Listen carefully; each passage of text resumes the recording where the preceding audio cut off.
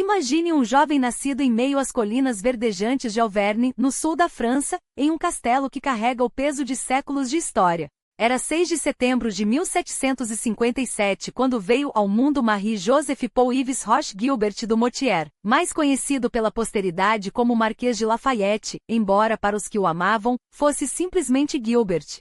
Seu destino estava escrito nas estrelas de uma era tumultuada, quando o mundo ardia em revoluções que redefiniriam o curso da humanidade. Entre as décadas de 1770 e meados do século XIX, a América, a França e até o Haiti se ergueriam contra o antigo regime, e Lafayette estaria no epicentro de duas dessas transformações, tornando-se um herói em ambos os lados do Atlântico. Seus pais Michel e Marie-Louise pertenciam à nobreza menor, uma linhagem de recursos modestos, mas de orgulho inquebrantável. Michel, um grenadier de força e habilidade excepcionais, servia como coronel no exército real quando Lafayette nasceu. Naquela época as terras alemãs, então um mosaico de estados em disputa, eram palco de batalhas sangrentas pela hegemonia europeia. Michel partiu para a guerra, talvez sonhando com o futuro do filho que acabará de nascer, herdeiro de um legado que dependia de sua sobrevivência. Mas o destino foi cruel. Na Batalha de Minden, durante a Guerra dos 7 Anos, uma bala de canhão britânica ceifou sua vida, deixando o pequeno Gilbert órfão de pai antes mesmo de conhecê-lo. A perda abalou profundamente Marie-Louise. Incapaz de suportar a dor em Chavagnac, ela se refugiou em Paris, voltando apenas esporadicamente até falecer, em 1770. Quem assumiu a criação do menino foi sua avó materna, Madame de Chavagnac, uma mulher de caráter austero, mas justa, que governava suas terras com sabedoria discreta. Sob sua tutela, Lafayette cresceu entre campos e florestas, brincando com filhos de camponeses, longe dos salões da realeza. Sua educação formal ficou a cargo de um jesuíta e do intelectual Abbé Fillon, mas seu verdadeiro aprendizado veio das histórias de bravaria que sua avó lhe contava, relatos de ancestrais que haviam lutado com coragem, alimentando nele o sonho de um dia emular suas glórias.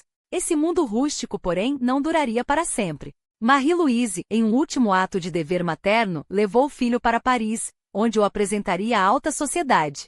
Sob a asa do avô, o influente Marquês de La Rivière e comandante dos Mosqueteiros Negros, a guarda pessoal do rei, Lafayette foi iniciado nos códigos da nobreza, bailes, etiqueta e a arte da influência. Mas o destino novamente interveio. Em abril de 1770, com apenas 13 anos, ele perdeu mãe e avô em questão de semanas, herdando uma fortuna de 120 mil livres que o tornou um dos homens mais ricos da França. Sozinho, mas determinado, escolheu permanecer na capital, onde começou a traçar seu caminho entre a corte e o exército. Naqueles círculos, o casamento não era questão de afeto, mas de estratégia. E foi assim que Lafayette, ainda adolescente, chamou a atenção da poderosa família Noailles. O Duque de Ayen, astuto e bem relacionado, viu no jovem um aliado valioso. A união com sua filha Adrienne, de apenas 14 anos, selou um pacto que beneficiaria a ambos. Para Lafayette, era a porta de entrada para a elite. Para os Noailles, a chance de fortalecer sua influência. O casamento, celebrado em 11 de abril de 1774, começou como um acordo, mas floresceu em algo mais profundo. Adrienne, leal e inteligente, tornou-se sua maior apoiadora, gerenciando a família enquanto ele perseguia seus ideais, muitas vezes ausente, mas sempre presente em suas ambições. Com o apoio do sogro, Lafayette ingressou nos Dragões de Noailles, um regimento de prestígio. Nos anos que antecederam a Revolução Americana, ele se dedicou a dominar as habilidades que definiam um nobre: equitação, diplomacia e, infelizmente, os jogos de poder da corte. Chegou até a cortejar Aglaé Delnosten, uma dama de charme e conexões invejáveis, mas seu coração e sua lealdade sempre pertenceram a Adrienne, que, mesmo ferida por suas distrações, nunca deixou de acreditar nele. Assim se forjou o caráter de um homem que em breve mudaria a história. Não por acaso, mas por escolha, e com uma determinação que só os grandes possuem. O tempo necessário para reorganizar as forças revolucionárias. Mas a guerra ainda pendia perigosamente a favor dos britânicos, e o moral das tropas americanas oscila entre a esperança e o desespero. Foi nesse cenário de incerteza que Lafayette chegou a Filadélfia, não como mais um mercenário em busca de glória fácil, mas como um homem disposto a provar seu valor com ações, não com palavras. O jovem francês não se deixou abater pela recepção fria. Ao contrário, viu nela uma oportunidade. Se os americanos desconfiavam dos estrangeiros, ele os conquistaria com lealdade inquebrantável. E assim fez. Em vez de exigir o posto de general que lhe fora prometido na França, Lafayette apresentou-se a George Washington com humildade estratégica. Não venho para comandar, mas para aprender e servir, declarou, em um gesto que desarmou até os mais céticos. Washington, um homem que desconfiava de aristocratas e de promessas vazias, viu no jovem algo raro, um nobre que não temia sujar as mãos pela causa. A conexão entre os dois foi imediata. Washington, que havia perdido filhos e entes queridos na guerra, encontrou em Lafayette um filho espiritual, um herdeiro não de sangue, mas de ideais. E Lafayette, que nunca tivera uma figura paterna desde a morte de seu pai, viu em Washington o mentor que sempre buscará. Essa aliança não era apenas pessoal, era uma fusão de destinos. Enquanto os britânicos avançavam sobre Filadélfia, forçando o Congresso Continental a fugir, Lafayette permaneceu ao lado de Washington, mesmo quando outros oficiais estrangeiros desertaram. Ele não apenas permaneceu, lutou. Na Batalha de Brandivine, em setembro de 1777, enquanto as tropas americanas recuavam em desordem, Lafayette reorganizou a retirada, cobrindo a fuga de Washington com uma coragem que lhe valeu o respeito de todos, e uma bala no calcanhar, seu batismo de fogo na Revolução. Mas não era apenas a bravura que definia Lafayette. Era sua capacidade de inspirar. Em Valley Forge, naquele inverno brutal de 1777 a 1778, quando o exército americano quase desmoronou sob o frio, a fome e a falta de suprimentos, Lafayette não se limitou a compartilhar as privações dos soldados. Ele usou sua influência na França para pressionar por ajuda, escrevendo cartas inflamadas a Vergennes, o ministro das Relações Exteriores, e até a Luís XVI, implorando por armas, munições e o reconhecimento oficial da independência americana. Se a França não agir agora, a chama da liberdade se apagará na América, e com ela, a esperança de todos os povos oprimidos, advertia. E a França ouviu. Não por piedade, mas por cálculo estratégico, e porque Lafayette havia se tornado a voz mais persuasiva da causa americana na Europa. Quando, em fevereiro de 1778, a França assinou o Tratado de Aliança com os Estados Unidos, foi em grande parte graças aos esforços incansáveis daquele jovem que 2 anos antes, fora considerado um sonhador imprudente. A entrada da França na guerra mudou tudo. Os britânicos, agora enfrentando uma potência global, viram seu domínio na América desmoronar. Mas Lafayette não lutava por vingança nem por glória pessoal. Lutava por algo maior. A ideia de que um homem, qualquer homem, poderia ser livre. E essa convicção o levaria ainda mais longe, transformando-o não apenas em um herói da América, mas em um símbolo universal da luta pela liberdade. Porque, afinal, a revolução que ele ajudou a vencer nos campos de batalha seria apenas o primeiro ato de uma vida dedicada a desafiar tiranias. E o mundo, ainda sem saber, aguardava por ele. Era mais do que uma guerra, era uma fé. E em Valley Forge, essa fé foi forjada no gelo, na fome e na teimosia de homens que se recusavam a curvar-se. Lafayette, com a perna ainda dolorida da bala recebida em Brandivine, observava tudo com olhos que já não viam apenas uma revolução, mas o nascimento de algo jamais experimentado na história, um exército de cidadãos, unidos não por um soberano nem por um império, mas por uma ideia tão simples quanto radical, a crença de que o destino de um homem não deveria ser escrito por coroa alguma, mas por suas próprias mãos. Era nesse caldeirão de privações que o verdadeiro caráter da América se revelava. Enquanto o vento cortante uivava entre as cabanas de madeira crua, onde soldados envolviam os pés em trapos para não congelarem, Lafayette compreendeu algo que muitos europeus jamais entenderiam. A força desse exército não estava em seus uniformes esfarrapados ou em suas armas enferrujadas, mas na convicção inquebrantável de que se caíssem ali, não seria por um rei distante, mas por um futuro que ainda nem existia. Era uma loucura. Era glorioso. E era exatamente por isso que ele tinha vindo. Von Selben, com seu sotaque gutural e maneiras prussianas, podia até parecer um estranho naquele mar de rostos emaciados, mas seu método era implacável. Dia após dia, ele transformava a desordem em disciplina, ensinando homens que nunca haviam empunhado um mosquete a marchar em formação, a recarregar em 7 segundos, a não quebrar fileiras diante do fogo inimigo. E os soldados, fazendeiros, ferreiros, jovens que mal sabiam segurar uma espada, obedeciam, não por medo de um chicote, mas porque entendiam que cada passo em falso poderia custar não apenas suas vidas, mas a própria ideia de uma nação livre. Lafayette, que havia estudado guerra em salões dourados da França, via agora que a verdadeira estratégia não se aprende em livros, mas na teimosia de quem se recusa a perder. E então, como um sinal do destino, chegou a notícia que mudaria tudo. A França reconhecia oficialmente os Estados Unidos. Não era apenas um apoio diplomático, era um golpe certeiro no coração do Império Britânico. Os navios, os suprimentos, os soldados que a América tanto precisava estavam a caminho. Mas Lafayette sabia que a guerra não seria vencida apenas com ouro francês ou com as manobras de generais. Seria ganha por aqueles que, mesmo com os dedos congelados e o estômago vazio, ainda acreditavam que o amanhã valia a pena. Quando a primavera finalmente derreteu o gelo de Valley Forge, o exército que emergiu não era o mesmo que havia entrado. Era mais magro, mais duro, mais perigoso. E no centro dessa transformação estava um jovem francês de 20 anos, cuja fé na liberdade havia se tornado tão americana quanto a dos homens ao seu lado. Porque Lafayette não era mais um visitante, era um deles. E o que viria a seguir não seria apenas uma batalha, mas o teste definitivo de tudo pelo que haviam sangrado, a prova de que um punhado de sonhadores, armados apenas com coragem e uma causa justa, poderia derrotar o maior império do mundo. A história aguardava. E desta vez ela não seria escrita por reis. Mas não era apenas a fé em liberdade, igualdade e justiça que unia aquele exército de farrapos, era a convicção inquebrantável de que o impossível poderia ser conquistado. E ninguém acreditava nisso com mais fervor do que Lafayette. Para ele, aquela causa não era uma mera rebelião, era a prova viva de que um punhado de homens determinados, mesmo descalços e famintos, poderia dobrar o destino. A vitória ainda não tinha data marcada nos calendários da história, mas ela viria. E quando chegasse, seria tão inevitável quanto a própria primavera que naquele momento, derretia o gelo do rio Schuylkill e soprava novas esperanças sobre os acampamentos. Foi então que o destino sorriu para os americanos. A notícia chegou como um raio em céu claro. A França, após anos de hesitação, finalmente rompia com a neutralidade.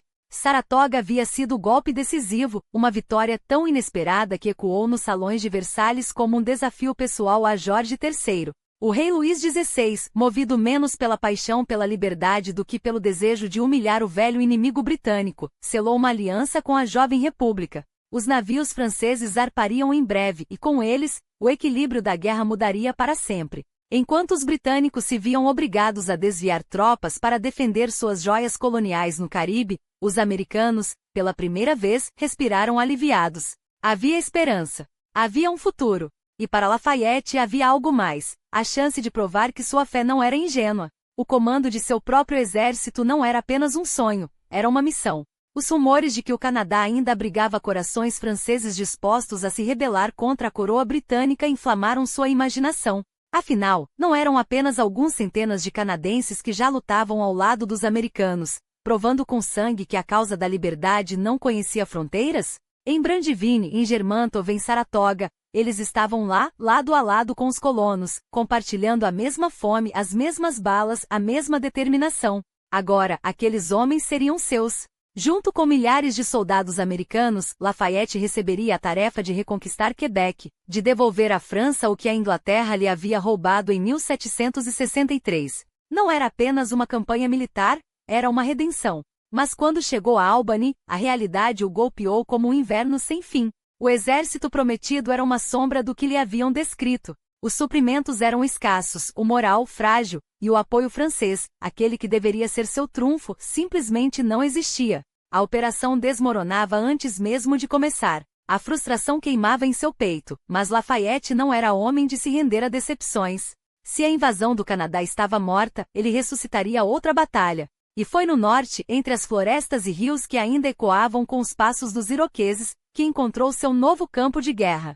Os povos nativos não eram vítimas passivas esperando para serem conquistados, eram impérios em si mesmos, mestres na arte de jogar europeus uns contra os outros, de extrair concessões, de expandir seus domínios. A Confederação Haudenosaunee, com sua sabedoria ancestral e sua força militar, era uma potência que nem franceses nem britânicos podiam ignorar. Lafayette, filho do iluminismo, viu ali não um obstáculo, mas uma oportunidade. Negociou, ouviu, buscou entender. Para um homem que acreditava na razão como força transformadora, aquelas conversas eram mais do que diplomacia, eram a prova de que até nos confins do Novo Mundo, a humanidade podia se encontrar em comum propósito.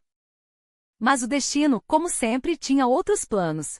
Enquanto ele tecia alianças e sonhava com vitórias, uma carta atravessou o oceano com uma notícia que o partiu ao meio. Henriette, sua filha de apenas 2 anos, havia morrido. O golpe foi tão brutal que até a guerra pareceu perder o sentido por um instante. Ele voltou para o acampamento de Washington, o coração pesado, apenas para quase cair em uma armadilha britânica em Barren Hill. A morte o havia arrosado de novo e mais uma vez a sorte, ou algum desígnio maior, o poupou. Quando a frota francesa finalmente chegou em julho de 1778, trazendo consigo a promessa de um novo capítulo, a decepção foi quase tão amarga quanto a derrota. O Conde d'Estaing, comandante dos navios, era um homem marcado pelas cicatrizes da Guerra dos 7 Anos. Sua cautela beirava a covardia. Os franceses, apesar de todo o seu poderio, temiam repetir os erros do passado, e pior, pareciam dispostos a deixar os americanos carregarem sozinhos o fardo da guerra. Washington, sempre contido, sentia a raiva ferver. A aliança que deveria ser sua salvação ameaçava se tornar mais um fardo. Até que em Monmouth tudo mudou. Clinton, o novo comandante britânico, recuava para Nova York quando Washington finalmente viu sua chance. O exército que um dia fora uma milícia desorganizada agora marchava como uma máquina de guerra. Em meio ao calor sufocante de junho, nas planícies de Monmouth Courthouse, os americanos provaram que não eram mais presas fáceis. Os britânicos, acostumados a esmagar rebeldes com facilidade, se viram surpresos pela disciplina daqueles soldados. Não foi uma vitória esmagadora, mas foi o suficiente. Pela primeira vez, o império mais poderoso do mundo havia sido detido não por sorte, não por um erro britânico, mas pela mão firme de homens que agora sabiam que podiam vencer. Ainda assim, as tensões com os franceses persistiam.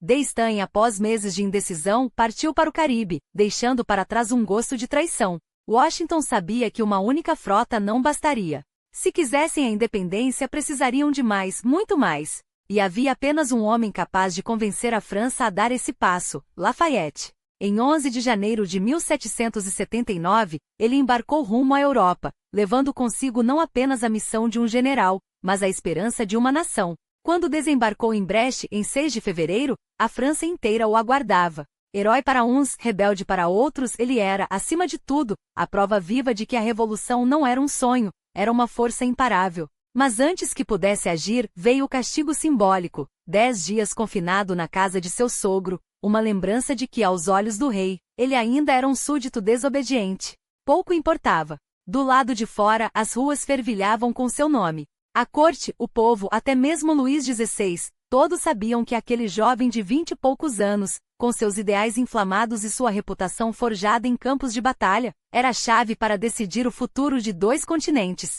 E Lafayette estava pronto para usá-la. A fama não era mero ornamento, era poder. E Lafayette, agora mais do que um simples herdeiro de títulos nobres, havia se tornado um fenômeno nacional. Um nome que ecoava nos salões de Versailles tanto quanto nas tabernas de Paris. Os olhares o seguiam, as línguas o celebravam, e até mesmo os murmúrios da corte, ávidos por escândalo, se rendiam ao seu magnetismo. Foi nesse turbilhão de admiração que se deixou levar por Aglaé Delnosten, uma paixão ardente que inflamou os boatos da capital. Mas Adrienne, sua esposa, mulher de uma resiliência que só os grandes espíritos possuem, absorveu a traição com uma elegância que silenciava os críticos. Em dezembro de 1779, como se o destino quisesse selar uma reconciliação tácita, ela lhe deu outro filho, George Washington Lafayette, um nome que era ao mesmo tempo homenagem e profecia.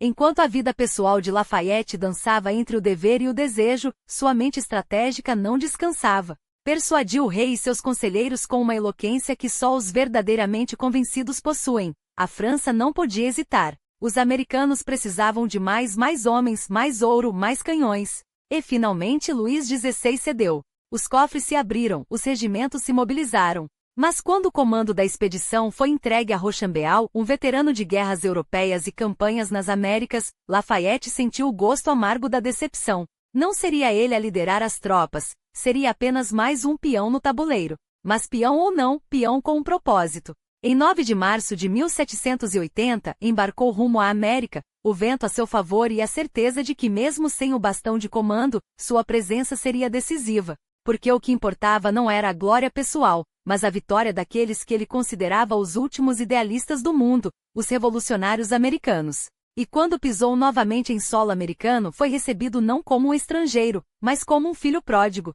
Washington o abraçou como a um irmão e os soldados que já o haviam visto lutar ao seu lado, o saudaram como um dos seus. Mas a guerra havia mudado. O Sul, outrora um teatro secundário, agora ardia sob o jugo britânico.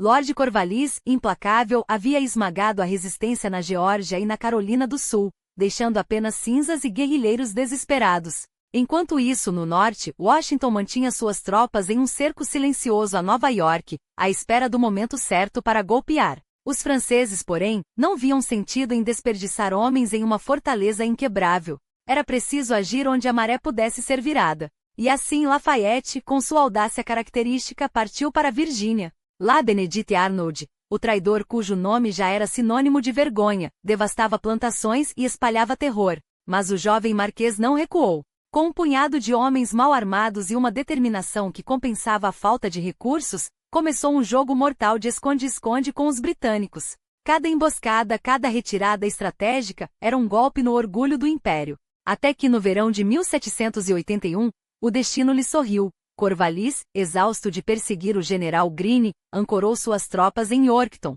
certo de que a posição era inatacável. Foi o erro que selou o destino da Inglaterra nas Américas. Washington, Rochambeau e Lafayette, unidos por uma causa maior que suas rivalidades, marcharam sobre Yorktown com uma força esmagadora. 19.000 homens canhões franceses, a frota bloqueando a baía. Era o cerco perfeito. E quando, em 17 de outubro, Cornwallis hasteou a bandeira branca, não foi a Rochambeau que entregou sua espada, mas a Washington. Um gesto simbólico, uma humilhação calculada, e Lafayette, observando tudo, deve ter sentido o peso da história se curvando à sua vontade. A notícia da rendição correu como fogo. Nas colônias, os patriotas explodiram em júbilo, os lealistas em pânico. Em Paris, Lafayette foi recebido como o arquiteto de uma vitória que ecoaria pelos séculos. E enquanto os diplomatas debatiam os termos da paz, ele mais uma vez usou sua influência para garantir que a América nascesse não como uma colônia libertada, mas como uma nação soberana. Mas a glória, como sempre, tinha seu preço. Em meio aos salões onde era idolatrado, onde americanos, franceses e até mesmo jovens ingleses como William Pitt o procuravam para ouvir suas ideias, Lafayette permitiu que o tédio da paz o levasse a outra traição. Diane Adélaide de Simiane, a mulher mais cobiçada de França, tornou-se sua nova obsessão. Adrienne mais uma vez engoliu a afronta em silêncio, dando à luz sua filha Virginie enquanto o marido se perdia em mais um romance passageiro. Porque no fundo Lafayette era assim, um homem de contradições. Leal ao rei, mas amigo dos revolucionários. Marido infiel, mas pai presente, um aristocrata que sonhava com repúblicas. E enquanto a França ainda dançava ao som dos últimos acordes do antigo regime, ele, o herói de dois mundos, já pressentia o trovão que viria. Mas por enquanto havia uma vitória a celebrar, e um velho amigo a convencer, acompanhados por uma multidão que os aclamava como prisioneiros e salvadores ao mesmo tempo. Paris, a cidade que um dia os temera, agora os recebia com uma mistura de ódio e esperança. E no centro desse turbilhão, como sempre, estava Lafayette, o homem que tentava domar a revolução sem sufocá-la, que beijava a mão da rainha enquanto as massas gritavam por sua cabeça. Ele sabia que aquele era um momento de fratura. A monarquia, antes intocável, agora cambaleava sob o peso de sua própria decadência. O povo, esfarrapado e faminto, não queria mais migalhas, queria justiça, pão e, acima de tudo, dignidade. E Lafayette, o aristocrata que sonhara com repúblicas, via-se obrigado a escolher. Seria o pontífice entre dois mundos ou o mártir de um deles? Os dias seguintes foram um jogo perigoso. Como comandante da Guarda Nacional, ele jurara proteger a ordem. Mas que ordem era essa quando o próprio rei era refém das ruas? Quando os nobres fugiam como ratos de um navio afundando e os padres juravam lealdade à Assembleia em vez de a Deus? Lafayette tentava equilibrar-se na corda bamba. Apoiava a Constituição que nascia, mas temia o caos que a acompanhava. Defendia o rei, mas saboreava o gosto amargo da traição cada vez que Luís XVI hesitava em abraçar as reformas. E então veio a Declaração dos Direitos do Homem e do Cidadão, em agosto de 1789, um documento que ecoava as palavras de Jefferson, que cheirava a Filadélfia e a sonhos de liberdade. Lafayette, um de seus arquitetos, via ali a síntese de tudo pelo que lutara. A promessa de que homens não nasceriam mais acorrentados por sangue ou nascimento. Mas enquanto a tinta ainda secava, as ruas já ferviam com outra verdade. A revolução não se contentaria com palavras. Os meses se arrastaram como uma febre. A Assembleia Nacional desmontava, peça por peça, os privilégios da nobreza. Os camponeses queimavam os registros feudais em fogueiras que iluminavam a noite. E Lafayette, cada vez mais isolado, via seus antigos aliados o abandonarem. Os radicais o chamavam de traidor, os moderados de ingênuo. Até Washington, do outro lado do oceano, lhe escrevia com preocupação: a liberdade, quando desgovernada, torna-se tão perigosa quanto a tirania. Mas ele persistia. Porque no fundo Lafayette ainda acreditava, ou precisava acreditar, que a França poderia nascer de novo sem se afogar em sangue. Que a revolução poderia ser nobre. Que um homem poderia servir a dois senhores, o passado e o futuro. Até que em outubro de 1791, a multidão invadiu o Campo de Marte para exigir a deposição do rei. E Lafayette mais uma vez teve que escolher. Desta vez, no entanto, as balas falariam por ele. Aqueles tiros no Campo de Marte não foram apenas o fim de uma ilusão, foram o preâmbulo de um desmoronamento. Ao ceder a ordem de dispersar a multidão, Lafayette selou, sem saber, o destino da monarquia francesa. Nos meses que se seguiram, a tensão não arrefeceu, apenas se disfarçou sob a máscara de uma reorganização institucional. Em 14 de julho de 1790, o rei, com a pompa de um ator em um palco que já não lhe pertencia, aceitou a Constituição Nacional. Paris explodiu em júbilo. Lafayette, no auge de sua popularidade, permitiu-se acreditar que a França havia encontrado seu caminho. Mas as correntes que minavam seu prestígio já estavam em movimento, silenciosas e implacáveis.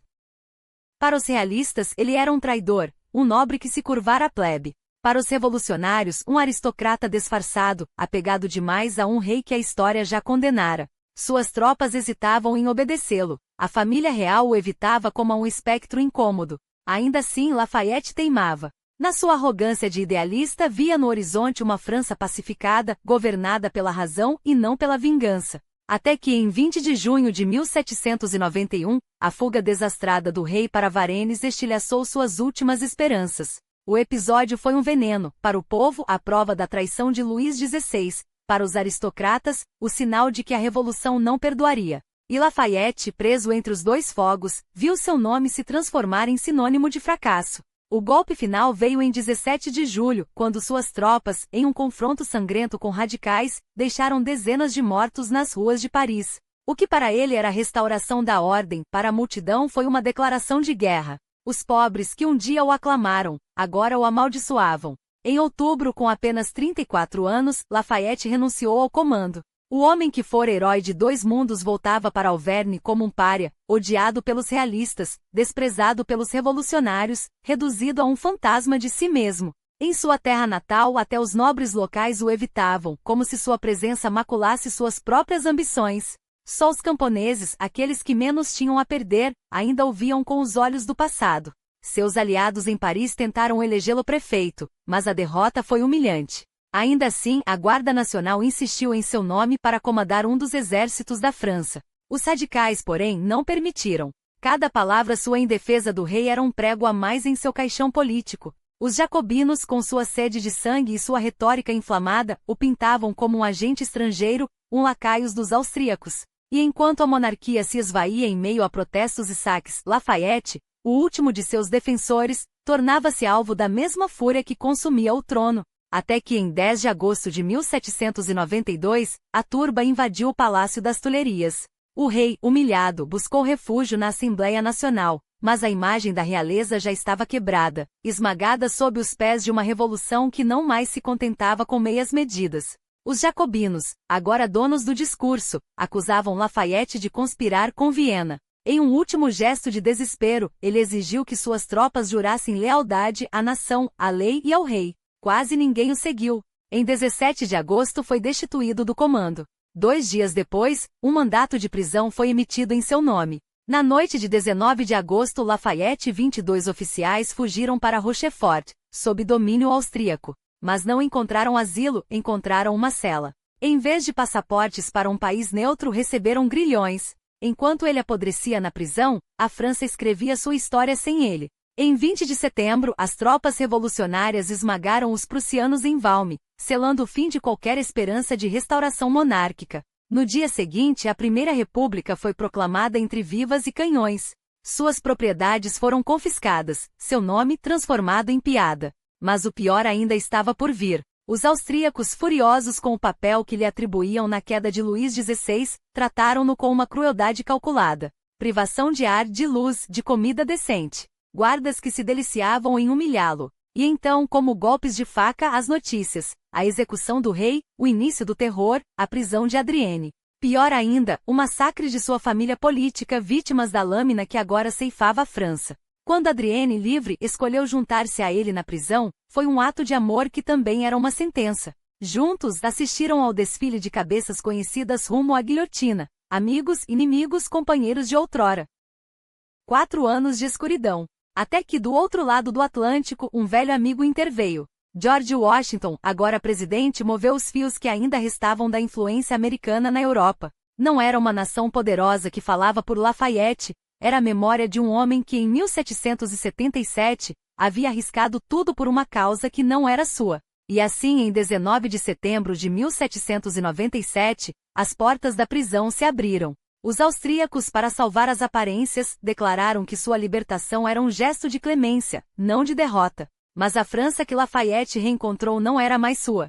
Exilado em Hamburgo, sob a proteção tia de Adrienne, foi recebido por uma procissão de curiosos, alguns, admiradores, outros, moribundos de uma era que ele já não representava. Os cofres da família se esvaíram em mudas desesperadas, uma propriedade aqui, uma estadia em Holanda ali. Adrienne, incansável, tecia redes de influência em Paris, implorando por seu retorno. Mas Lafayette, impaciente como sempre, não esperou. Em novembro de 1799, entrou clandestinamente na França, sob nome falso, como um contrabandista de seu próprio passado. Quando Napoleão soube, a fúria foi imediata. Mas o corsário que se tornará imperador permitiu que ficasse, desde que se mantivesse invisível. Lafayette, o homem que já comandará exércitos e inspirara nações, aceitou o silêncio como preço de sua liberdade. A França que retornava não era a dos ideais de 1789, nem a dos horrores de 1793. Era a de um novo César, forjado no sangue e no gênio militar. E Lafayette, que um dia sonhara com uma revolução nobre, agora olhava para Napoleão com uma admiração relutante, o reconhecimento de que no vácuo deixado pela razão, só restava força. Córcega. O nome soava como um eco de ironia para Lafayette, terra do homem que, apesar de sufocar as liberdades que ele tanto defenderá e afastar a França da jovem República Americana, lhe devolverá a vida. Bonaparte conhecia o peso de Lafayette, não como um inimigo a ser esmagado, mas como um símbolo a ser domesticado. Em vez de destruí-lo, teceu uma teia de favores e concessões, oferecendo-lhe cargos, títulos, qualquer coisa que o amarrasse ao seu regime. Mas Lafayette, teimoso como sempre, recusou cada proposta. Denunciou, em voz baixa mas firme, cada golpe contra a liberdade francesa, e por isso pagou. Napoleão, que não perdoava insolências, transformou sua família em alvo. O filho, George Washington Lafayette, e o genro, Louis de Lasteyrie, serviram com bravura nos exércitos imperiais, mas seus feitos foram ignorados, suas carreiras estagnadas. Até que, cansados da hipocrisia, abandonaram as fileiras. Enquanto isso, Lafayette se refugiava no silêncio de Lagrange, o castelo de Adrienne, onde os salões ainda respiravam o ar dos ideais que a Europa parecia ter esquecido. Ali, entre vinhedos e debates acalorados, ele recebia os últimos defensores da razão, homens que, como ele, se recusavam a aceitar que a revolução tivesse sido apenas um delírio sangrento. Mas a morte de Adrienne, em 24 de dezembro de 1807, levou consigo a última luz daqueles anos. Ela que sobrevivera às masmorras austríacas, sucumbira às cicatrizes que o tempo não apagara. Lafayette ficou sozinho com suas memórias e suas terras, experimentando técnicas agrícolas como quem tenta domar o caos com ordem. 7 anos sob o cetro de Napoleão não o dobraram. Ele evitava a política, mas a política não esquecia. Até que em 1814, o impensável aconteceu. Napoleão caiu. A França, exausta, recebeu de volta os Bourbons como um fantasma do passado que se recusava a morrer. Louis XVIII subiu ao trono, e Lafayette, sempre o pragmático, aceitou a restauração. Desde que a liberdade não fosse mais uma palavra vazia. Mas a corte real não perdoava. Para os ultrarrealistas, ele ainda era o traidor que ajudara a decapitar a monarquia em 1792.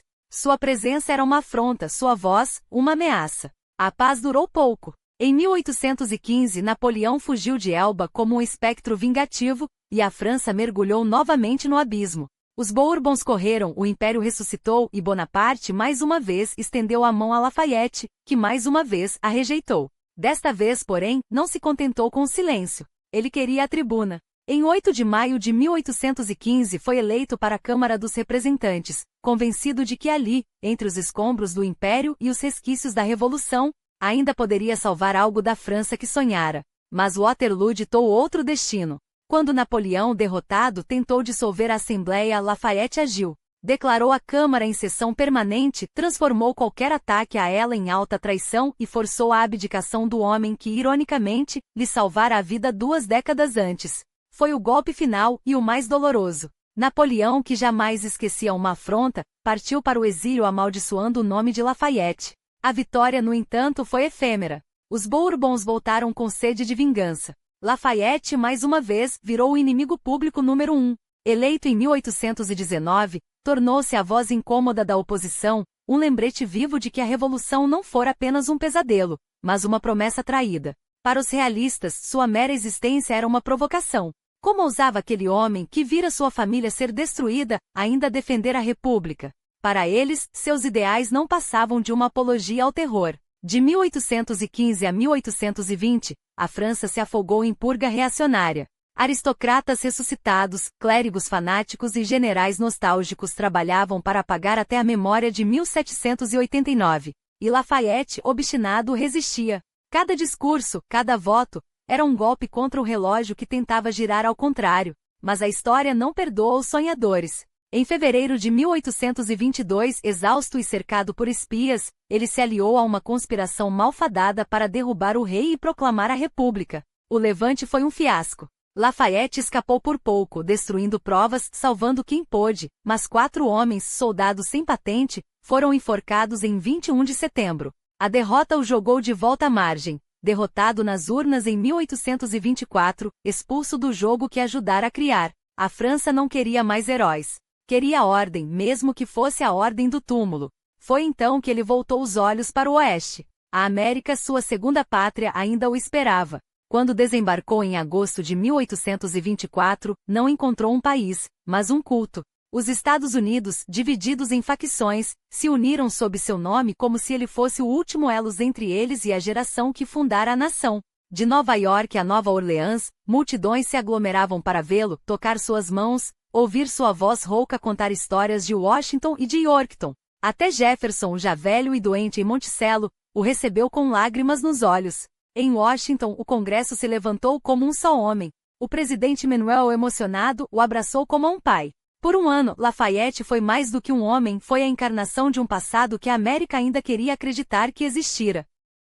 Ele partiu em setembro de 1825, levando consigo um punhado de terra americana para ser espalhada sobre seu túmulo. Sabia que não voltaria a ver aquele país. E quando desembarcou na França, encontrou o mesmo ódio de sempre. Os espiões do rei vigiavam Lagrange, os jornais realistas o difamavam, os jovens românticos o idolatravam em segredo. Mas Lafayette já não era mais o general impetuoso de 1789, nem o prisioneiro quebrado de Olmutz. Era um velho com uma bengala e uma certeza: a liberdade não morre enquanto houver quem se recuse a enterrá-la. E ele, até o último suspiro, se recusaria. Revivificado por um ano na América, Lafayette voltou à França com a determinação de um homem que sabe que o tempo é curto, mas a luta é eterna. O trono agora pertencia a Carlos X, um rei que, apesar de nutrir certo respeito pelo velho general, era escravo de um absolutismo que Lafayette desprezava com cada fibra de seu ser. Em junho de 1827, o marquês recuperou seu lugar na Assembleia, e com ele a voz que tanto incomodava os palácios. Não houve trégua. Discursos afiados como baionetas desmascaravam as manobras da corte, enquanto propostas como o sufrágio universal eram varridas para debaixo do tapete real, como migalhas indesejadas. Carlos X, cego pela arrogância, cometeu em julho de 1830 o erro que selaria seu destino: suspendeu a liberdade de imprensa e dissolveu a Assembleia. A faísca caiu sobre pólvora seca. Quando os soldados atiraram contra manifestantes no dia 27, Lafayette soube que a hora havia chegado. Aos 73 anos, com as articulações rígidas mas o espírito incandescente, partiu para Paris não como um velho cansado, mas como general que outrora desafiara tiranias. A Guarda Nacional, o exército dos cidadãos, foi reerguida sob seu comando. Não queria o poder para si, nunca quisera.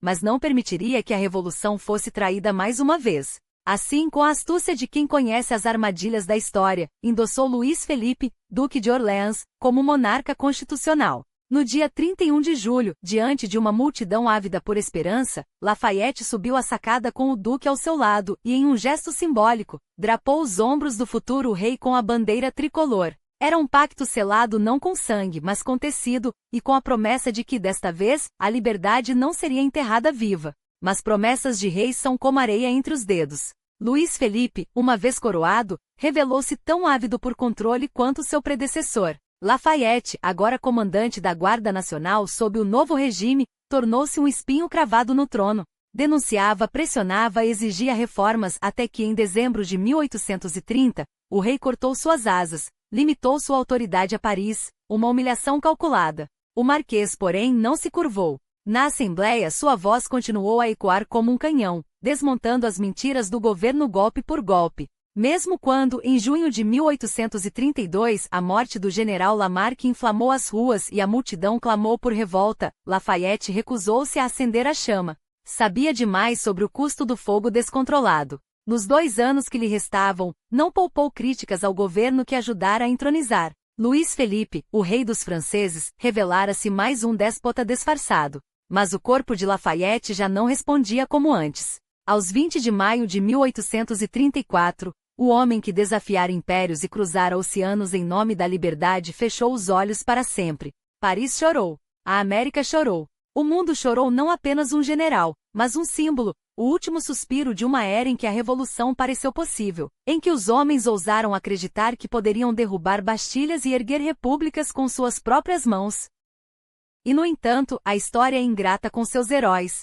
Na França, seu legado é uma cicatriz. Alguns o veem como o ingênuo que dançou com jacobinos antes que a guilhotina caísse. Outros, como o idealista cujo fogo acendeu fogueiras que consumiram inocentes. Na América, porém, ele permanece intocado, um pai fundador honorário, o estrangeiro que abraçou sua causa como poucos nativos o fizeram. Afinal, o que foi Lafayette? Um visionário que viu além de seu tempo, ou um sonhador teimoso que confundiu revolução com redenção? A resposta talvez esteja no eco de suas próprias palavras. A liberdade não é um privilégio, é um direito. E direitos, como ele bem sabia, não se pedem de joelhos, conquistam-se de pé, mesmo quando as pernas tremem.